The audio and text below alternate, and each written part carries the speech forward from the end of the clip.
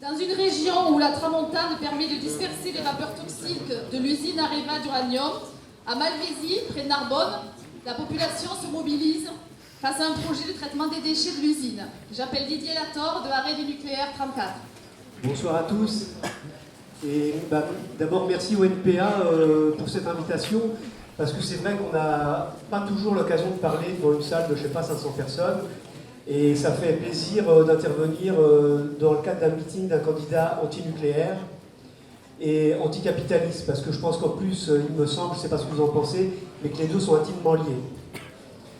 Voilà, donc en fait, quand on m'a proposé ça, bon c'est sûr c'est difficile, 5 minutes à peu près pour parler du nucléaire, par quel bout commencer?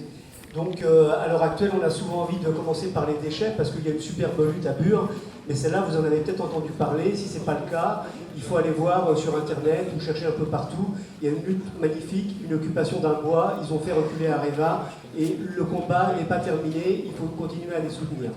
Mais en fait, moi, je vais vous parler de l'autre côté de la chaîne, du tout début, de l'entrée de l'uranium en France.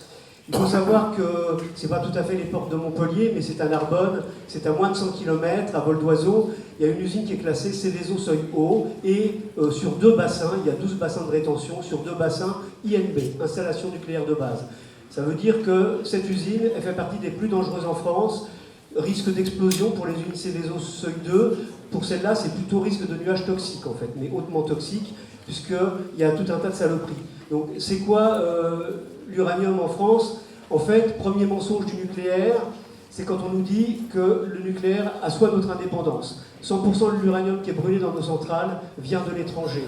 En grande partie du Niger, du Canada, de l'Australie, mais surtout depuis quelques années, 40% à peu près du Kazakhstan, qui s'est produit dans des conditions absolument ignobles, dans un procédé qui est encore pire que les mines à ciel ouvert. C'est un type d'extraction assez proche des gaz de schiste. Comme au Niger, où Areva s'est tiré, continue à exploiter, mais au Mali, par exemple, où Areva s'est tiré en laissant des territoires absolument dévastés, une contamination absolument énorme et des populations dans la ruine et vraiment dans la merde du point de vue écologique. Et ben, c'est ce qui est en train de se faire au Kazakhstan, qui est un pays dont on n'entend jamais parler, où c'est quasi une dictature. Donc, cette usine, en fait, c'est la porte d'entrée du nucléaire en France. C'est 100% de l'uranium français qui passe par cette usine. C'est 100% de l'uranium européen qui passe par cette usine, depuis la fermeture de l'usine de Grande-Bretagne. Et c'est 25% de l'uranium mondial, parce que cette usine exporte. Donc, ça arrive par train, ça traverse la France, ainsi que de multiples convois, tantôt de déchets, voilà. Ce qui arrive ici, c'est ce qu'on appelle du yellow cake. C'est pour ça que ce n'est pas considéré comme de l'uranium, parce que la première partie qui va être transformée à Malvézy, c'est à partir de là que ça va compter. Donc là, vous voyez, c'est français, puisque c'est à Malvézy. Mais sauf que c'est du yellow cake, c'est de l'uranium qui est déjà concentré à 70%, qui a été extrait et travaillé là-bas au terme d'un processus chimique très dangereux, comme je vous le disais. Le deuxième process, c'est à l'usine de Narbonne, vraiment aux portes de Narbonne, c'est à 2-3 km. Un process très complexe chimiquement, où il y a tout un tas de saletés chimiques, acides, nitriques, chlorhydriques, ammoniac. C'est du genre 4 à 5 000 tonnes par an. Hein. Et à l'arrivée, on a ce qu'on appelle de l'UF4, du tétrafluorure d'uranium, qui va partir à Pierre-Latte par train. Avant, c'était par camion. On en a bloqué un, d'ailleurs on s'est retrouvé en procès, mais c'était assez chouette parce qu'en fait ça nous a permis de faire connaître l'usine. Donc ça va arriver au Tricastin, où il va y avoir un deuxième stade, et puis après il y aura un troisième stade d'enrichissement avant d'être distribué dans les centrales. Mais je reviens donc à Malvézy, à Narbonne. À l'issue de ce process, il y a des tas de liquides dont il faut bien faire quelque chose.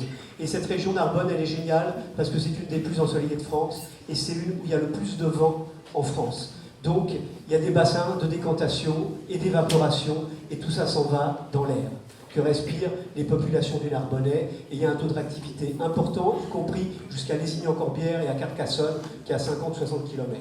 Voilà ce qui se passe.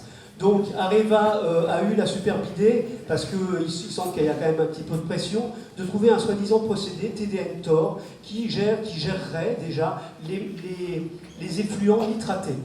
uniquement, dans lesquels il y a de l'uranium, forcément. Hein. Il y a 1 million de mètres cubes de déchets à Malvézy, dont peut-être 500 kg d'uranium. Et il y a en plus du plutonium qui est issu de la combustion, parce qu'à un moment, cette usine a reçu ce qu'on appelle de l'uranium de retraitement. Donc c'est-à-dire les déchets ultimes les plus dangereux au monde. Le plutonium n'existe pas dans la nature, il a été créé par l'homme.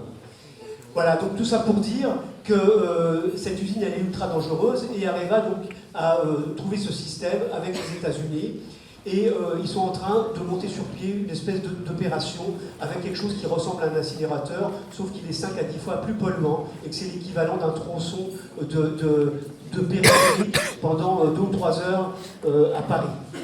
Voilà, donc les Narbonnais s'insurgent. Il y a un comité de vigilance qui a été créé, il y a un beau combat qui se mène dans un tout petit village, au pied de l'usine, à peu près 1000 personnes, il y a eu une manif, 2000 personnes, 2000 habitants, il y a eu une manif avec 500 personnes. Tous les villages, y compris Narbonne, a décidé de faire un conseil municipal spécial, ouvert aux habitants, pour essayer de voir s'il était possible de revenir sur la décision préalable. Donc c'est un beau combat qui se mène, que je vous engage à suivre, et je vais terminer là-dessus, parce que voilà, le temps qui m'est imparti est terminé, il y a des gens qui vont parler après moi. Je voudrais juste vous dire que si vous voulez de l'info sur notre combat, Arrêt du nucléaire 34, vous pouvez trouver un tract qui est sur la table si vous ne l'avez pas eu. C'est gratuit, c'est un petit journal, atome crochu, vous laissez ce que vous voulez, 20 centimes, 50 centimes, vous le prenez si vous êtes fauché. Il y a plein d'articles intéressants. Et je voudrais juste terminer en disant que Arrêt du nucléaire 34, on travaille beaucoup avec Stop Nucléaire, Dromardèche, et dans un de nos combats, on demande l'arrêt le plus urgent possible du nucléaire avant qu'une centrale ne pète. 42 de nos centrales sur 58 ont atteint ou dépassé les 30 ans d'âge pour lesquelles elles ont été conçues et elles sont toutes plus ou moins fissurées dans un état lamentable. Donc on demande l'arrêt le plus rapide possible du nucléaire, avec un maintien total de tous les emplois, parce qu'il va falloir sécuriser les sites, et si on veut une véritable transition énergétique digne de ce nom, ça sera une transition énergétique, bien sûr avec l'arrêt du nucléaire. Merci.